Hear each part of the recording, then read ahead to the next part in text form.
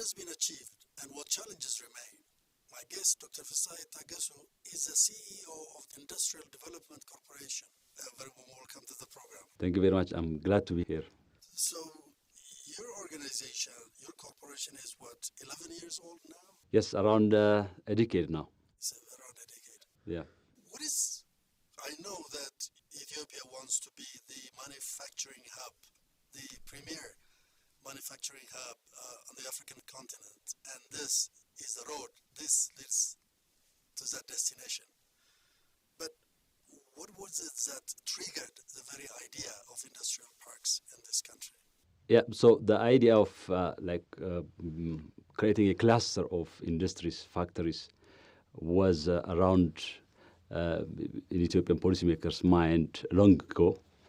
The first attempt was in 1988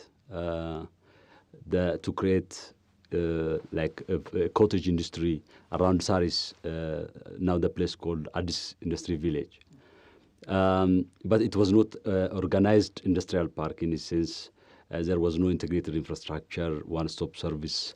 But to create a collective of industries so that to provide infrastructure was attempted at that time. But in a very organized manner, the idea of creating industrial zones, industrial parks came to being during the Growth and the Transformation Plan, the first Growth and the Transformation Plan. So in that plan, the plan states aimed to create around 4 industrial parks. But that attempt in the 5 years was not possible. Only Bolilem Industrial Park in Addis Ababa was started, and it took around 4 to 5 years to finish. But the idea was conceived at that time, and during the Growth and Transformation Plan, the second phase, there was a very coordinated industrial policy plan, and also industrial parks became the policy arm for that plan. So Hawassa, we consider Hawassa to be a flagship and the first a very organized industrial park in Ethiopia. The infrastructure was state of the art, a kind of plug and play type of factories were there. So it became a hub for manufacturing, especially for light industries, textile and apparel. So we can say Hawassa was inaugurated in 2017, started operating in 2017. So before 2010, there was no organized way of creating industrial parks. But after that, Hawassa became the first flagship, very well organized industrial park. Before that, Bolilemi was there, but we have something like 15 industrial zones? Together, the private and public, we have around 30. 30. Yes, industrial parks, out of which the Industrial Park Corporation manages 13 industrial parks. Under my management, we have 13 industrial parks now. How do you identify the locations for these industrial parks? How do you get started? Before I mentioned the GTP1 plan. So in that plan, 4 industrial parks, 4 locations were identified: Kombolcha, Dredawa, Hawassa, probably Bolilem. Because these were areas where there is a logistic center close to the port, close to the capital. So they were strategically chosen because of their closeness to the manufacturing, because once we manufacture goods, you need to transport them to the port via Djibouti. And also the center of infrastructure was Addis Ababa. So these were the first attempt. But after this were built, another park was also added. Mostly I consider them political decision. That they were not close to the port and infrastructure. But most regional capitals, Bahar Dar, Jimma, Mekelle, others were added later.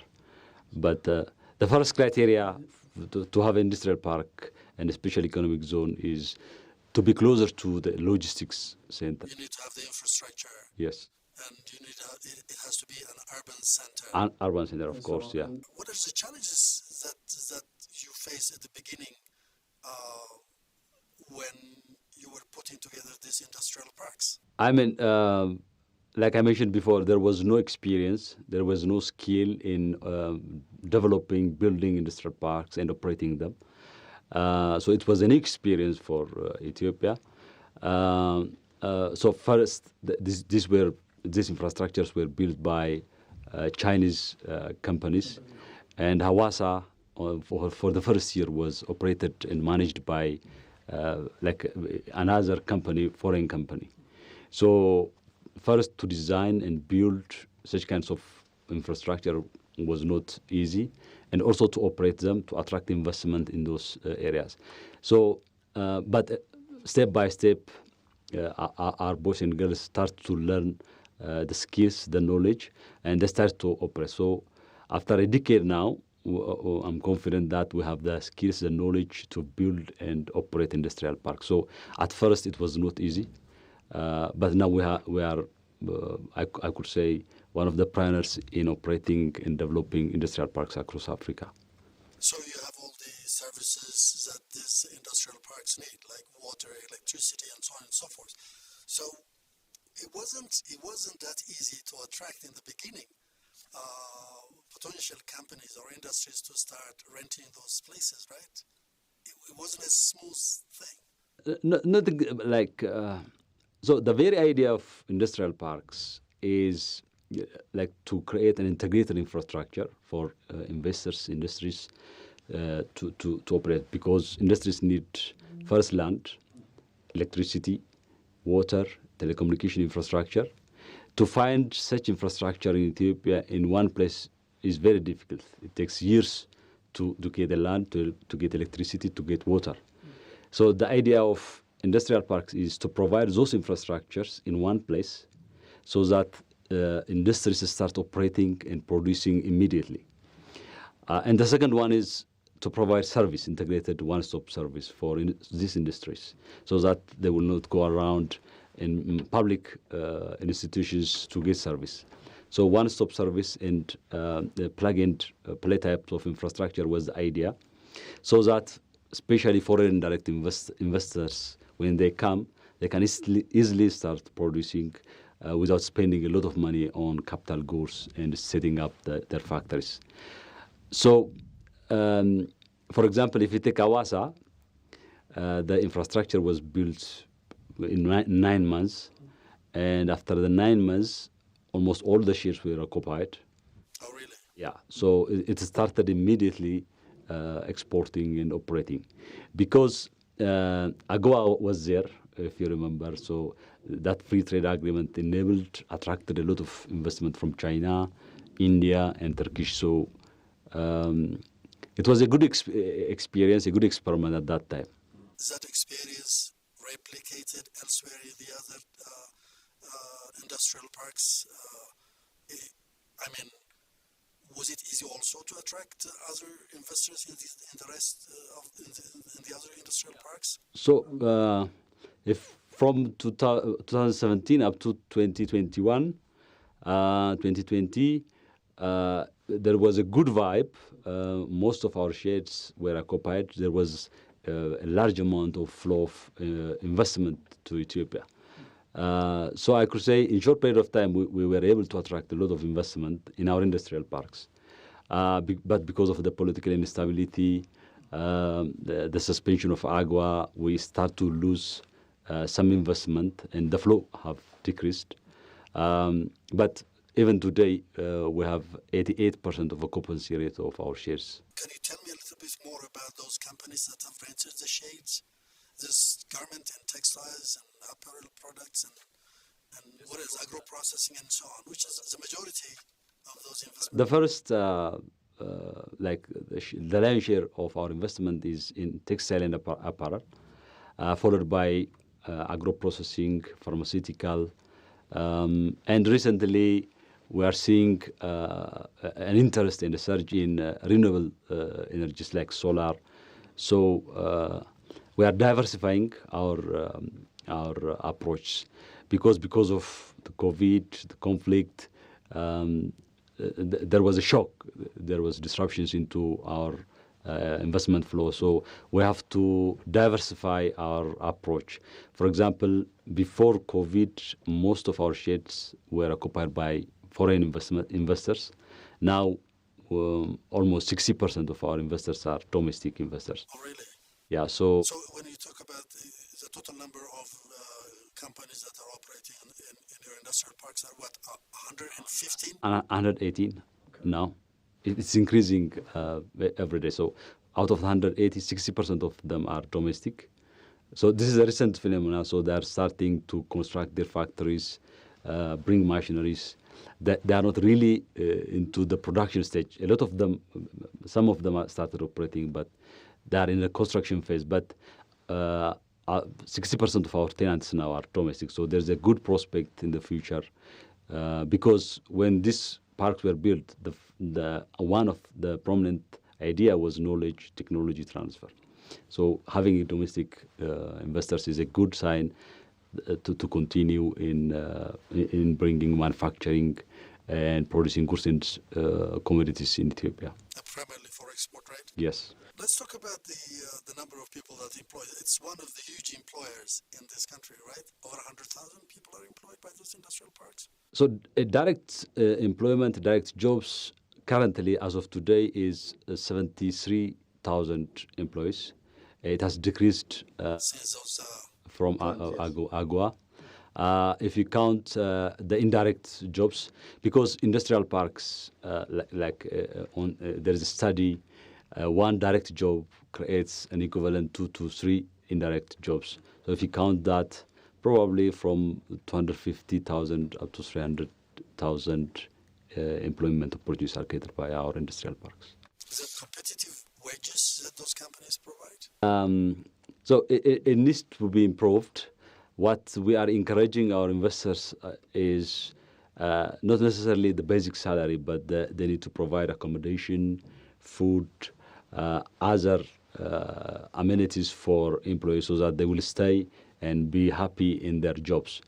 The workers do not necessarily come from those urban centers. So the catchment area is, those are, for example, if you take Hawassa, 40 to 50 kilometers around Hawassa, from the village, women and young people, they come and work in the industrial parks. So they need accommodation, dormitories, food. So do they do that? Do they listen to you? Yeah. There is a good improvement. For example, if you take, there is one Korean company in Bolilami. It has around 60,000 employees. They provide dormitory, 3 times of meals they provide. Their salary is competitive. So their turnover is very low when you compare it with other companies who doesn't provide the kinds of service. So the employees are happy. The company is also very productive. So so the investors are learning that. So but ultimately we need to introduce in Ethiopia a minimum wage policy so that our employees get the benefits and become competitive in international market. So the volume of exports is significant, right? It's around every year at the maximum time it's reached around 170 million USD, 170 million USD. Generally, the manufacturing sector export is low in Ethiopia. Not only its export, but its GDP contribution is very low, around less than 5%. I was just comparing it to privately owned parks. No, it's significantly larger than the privately owned, and also like it occupies 30% of the general export amount we get from manufacturing sector. So 30% of the export from the manufacturing sector comes from our industrial parks, from the 13 industrial parks that I manage. But the potential is there. If we attract anchor investment, we can generate, the original plan was to generate around $1 billion from this park. So there is still a potential to export. When do you expect to achieve that $1 billion? In near future, I'll tell you that there was a structural problem in Ethiopian economy that inhibited such kinds of achievement. The first is the macroeconomic issues. The forex regime was difficult. There was under invoicing in our parks because they don't want to disclose their true amount of export value because they want to hide the forex earnings. So the floating of the foreign exchange regime will promote more export now. And also the special economic zone proclamation is there now. So I see a good prospect in the coming years. Ethiopia will be a manufacturing hub, and also our export will grow. But before, 1 year before, it's not encouraging to manufacture in Ethiopia. The policies, they don't encourage. They encourage you to import because you have a good profit margin from importing rather than exporting. So it was a structural imbalance and problem.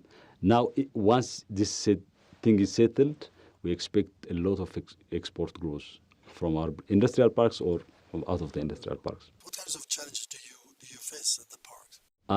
There are a lot What does the company tell you? Is still infrastructure? So in terms of infrastructure, I can confidently say that Ethiopia has built a state-of-the-art world-class infrastructure. You can't find such kinds of sheds, the roads, electricity is very cheap. All of our industrial parks are eco-friendly. We have treatment plants, so there is no solid waste or liquid waste that's coming out of our industrial parks. So these are eco-friendly, world-class infrastructures. So in terms of infrastructure, we are okay. The problem is AGOA is not back yet, and the U.S. government has imposed, 10% in terms of tariffs and all these things. so, de facto, that AGOA is gone for all African countries. If the U.S. administration put tariffs on all African countries, it means that indirectly all AGOA benefit is suspended for all African countries. So we are equal now, I think. We have to wait and see the implications. But infrastructure is okay. Logistics is a problem in Ethiopia because we are landlocked, as you can imagine. 30% on each product, there is a overhead cost of 30% because of logistic challenges. So we have to solve that. We have to improve our railway, our airports. We have to have, generally, another option other than Djibouti to export and import our products. So access to the sea is very important. So logistics, infrastructure, I say it's okay. Maybe the rate caps in another government institutions, the service provision, if you take The red tape. bureaucratic. Yeah, so sometimes that's also mentioned. But generally, we have young, vibrant, competitive workforce. That's a good. We are strategically located in East Africa to access a lot of markets. That's also a good opportunity for us to become a manufacturing hub in Africa. So we have a potential to become a manufacturing hub. So today, Ethiopia stands, 6th or 7th on the African continent, with South Africa being in the lead. Yeah, South Africa, Egypt, Morocco is in a good position. Mauritius. So if we compare our potential with these countries, Ethiopia has a good potential to become the manufacturing hub of Africa. But we need to create conducive policy, create conducive environment for manufacturing to be a powerhouse of manufacturing in Africa. So we have that potential, I believe. You recently visited, along with the Prime Minister, Vietnam. Was it last week? What have you learned from Vietnam that you possibly could not, for example, learn from South Africa, which is a leading manufacturing hub in this country? Vietnam is a very interesting country. 30 years ago, it was a war-torn country. And because of good policy, pragmatic approach, they have created and they have positioned themselves as a manufacturing hub, alternative to the Chinese in Southeast Asia. Because a lot of manufacturing is based in China, as you know. And because of geopolitical disruptions, trade wars, a lot of companies want to diversify into another country. And Vietnam became China plus one destination for most of Chinese investment in Southeast Asia. And currently they export around 40 billion, 400 billion USD. Their infrastructure is very good. They have a lot of special economic zones in the industrial parks. Manufacturing sector occupies 25% of their GDP. And I think you can learn three things from Vietnam. One is they positioned as a foreign direct investment destination in that area by looking at the global changes, geopolitical tensions, the tariff wars. So they attracted a lot of foreign direct investment. So we need to look at now, if you look at today, there is a trade war, tariff war between USA and a lot of countries. A lot of investment is uncertain now. How can we benefit from this global situation? We have to think and create policies to attract foreign direct investment. So that's policy, pragmatic policy-making process. The second is Vietnam became like a high-tech manufacturing hub, starting from light manufacturing. In the middle, it avoided heavy industries. So it's leapfrogged from light manufacturing to high-tech. So we usually, those who are in the policy-making area, we think in a kind of vertical, sequential, linear approach. First agriculture, then light manufacturing, then we say heavy industry, and to high-tech. This is not necessarily the way. We might jump, we might leapfrog from one stage to another. So Vietnam became a global manufacturing hub for electronics. They became for semiconductors. You find Samsung now, 50% of its phones comes from Vietnam. A lot of apparel, textile, they are there. So leapfrogging strategy, we can learn. For example, now we have a high-tech solar company in Hawassa. It started operating in 4 months. 4 gigawatts of solar cells they produce in Hawassa. So we need more of investment to attract such kinds of investment. And the third one is the local value chain integration. They attracted a lot of foreign direct investment, but they created a policy, incentives, and sometimes regulations to put an obligation for these foreign direct investors, big companies, to create linkage with SMEs to buy inputs, raw materials from local. So up to 30% they have to buy from the domestic market. So such kinds of regulation is very important. So do you have that now in Ethiopia? No, that's a big... The one from small and medium scale? Yeah, that's the big problem. Even though we have progress in some areas, we didn't create that linkage in Ethiopia. So most of, for example, if you take textile and apparel, they import all the raw materials, cotton, everything from foreign sources. So we need to source raw materials, we need to create linkage with SMEs. So that's the third important key thing we need to learn from Vietnam. Well, thank you, Dr. Feseha Yitagesu. It was really a pleasure having you on my show. Thank you very much.